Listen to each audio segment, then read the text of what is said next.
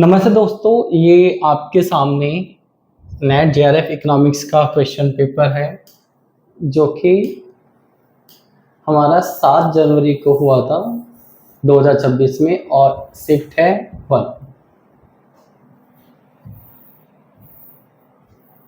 ठीक है, आज की इस क्लास में हम लोग ये समझेंगे कि ये हमारा जो क्वेश्चन पेपर है, इस क्वेश्चन में पेपर में आपको पता है कि 100 क्वेश्चंस आपके इकोनॉमिक्स के आए हैं। तो 100 में से हम देखेंगे कितने क्वेश्चन तो माइक्रो के आए हैं, कितने मैक्रो के आए हैं, और बाकी मैथ आपकी जो इकोनॉमिक्स की ब्रांच है उनके कितने कितने क्वेश्चंस यहाँ से आए हैं।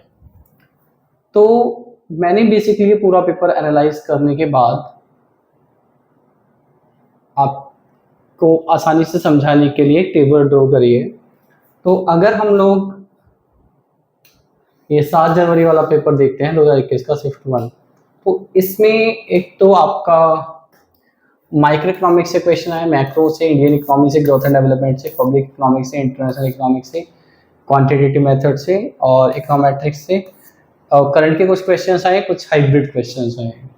हाइब्रिड क्वेश्चंस का मतलब होता है जो देखने में आपको ऐसा लगता है यार ये माइक्रो का भी है, ये पब्लिक इकोनॉमिक्स का भी है, क्योंकि इकोनॉमिक्स में क्या होता है सारी जो ब्रांच है वो इंटर रिलेटेड है, तो कई टॉपिक्स एक से ज़्यादा सब्जेक्ट में भी होते हैं। ठीक है, तो अगर आप माइक्रो इकोनॉमिक्स में के देखोगे तो 9 क्वेश्चन आए हैं और क्वेश्चन का जो सीरियल नंबर है, अगर मैं इसको थोड़ा बड़ा करूँ तो ये क्वेश्चन का सीरियल नंबर है। क्वेश्चन नंबर आपका 51, 86, 100, ये सारे क्वेश्चन पेपर में आप देखोगे तो आपको माइक्रो इकोनॉमिक्स ही मिलेंगे। अगर आपको क्वेश्चन पेपर डाउनलोड करना है तो मैं आपको टेलीग्राम चैनल का लिंक डिस्क्रिप्शन में दे दूंगा, वहां से आपको मिल जाएगा।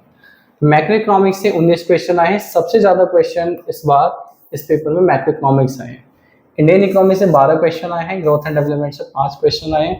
अब कई बार स्टूडेंट्स ये कहते हैं कि सर ग्रोथ एंड डेवलपमेंट से तो सिर्फ 5 ही क्वेश्चन आए, तो मैं तो जब तैयारी करूंगा या करूंगी तो मैं ग्रोथ एंड डेवलपमेंट को छोड़ दूंगा या छोड़ दूंगी। देखो ऐसा नहीं है, हो सकता है इस बार कम क्वेश्चन आए हैं, अगली बार ज़्यादा जाए, और क्वेश्चन कम आए या ज़्यादा आए, फाइनल ऑब्जेक्टिव आपका ये नहीं है समझना।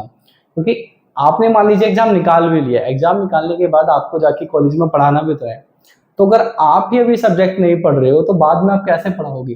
पहले तो आपको अपने सब्जेक्ट पे कमांड बनानी है ना, आगे जाके फ्यूचर में पढ़ाने के लिए। अगर आप सिर्फ नौकरी के लिए हमें सिर्फ पेपर क्लियर करना है तो उसका मतलब है जिन स्टूडेंट्स को हम पढ़ाएंगे हम उनको चीट कर रहे हैं।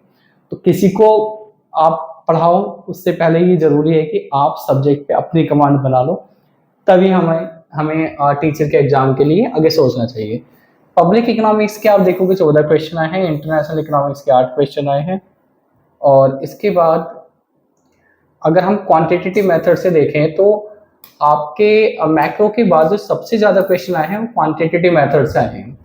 क्वांटिटेटिव मेथड को 2 पार्ट में अगर हम डिवाइड करें तो मैथमेटिक्स और स्टैटिस्टिक्स। मैथमेटिक्स से आप देखोगे तो क्वेश्चन आए हैं आपके 9 क्वेश्चन आपके मैथमेटिक्स से आए हैं, 6 क्वेश्चन आपके स्टैटिस्टिक्स से आए हैं। इकोनॉमेट्रिक्स से 5 क्वेश्चन आए हैं, करंट की इकोनॉमिक्स से 8 क्वेश्चन आए हैं। 5 क्वेश्चन आपको देखने में ऐसा लगेगा ये एक से ज़्यादा सब्जेक्ट यानी हाइब्रिड क्वेश्चन आपके आएंगे। अब अगर हम लोग देखें कि इस पूरे पेपर में मैथमेटिक्स का पोर्शन यानी मैथमेटिकल या स्टैटिकल या इकोनॉमेट्रिक्स न्यूमेरिकल पोर्शन कितना है, तो देखिए एक तो ये आपका मैक्रो का क्वेश्चन न्यूमेरिकल है, ठीक है, और आपके 9 क्वेश्चन ये हो गए, 6 क्वेश्चन ये हो गए, 5 क्वेश्चन ये हो गए। तो अगर आप कुल मिला के देखोगे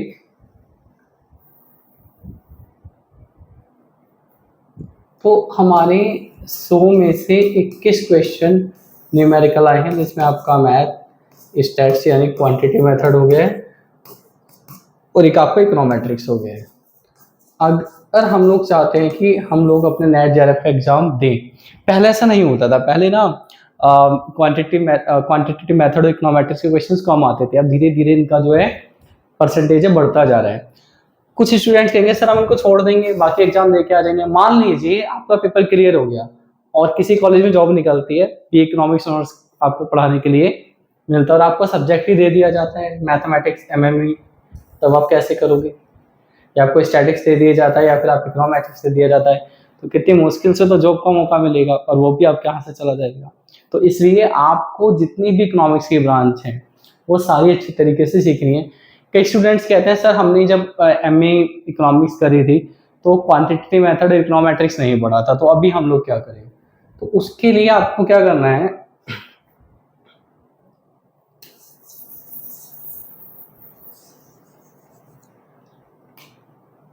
आप लोग इग्नू से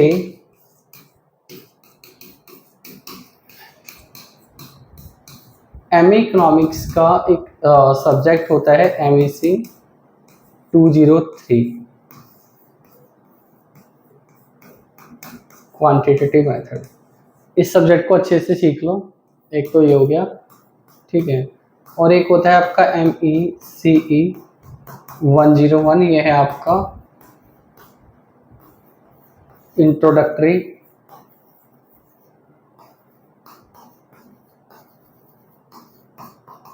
इकोनोमेट्रिक्स।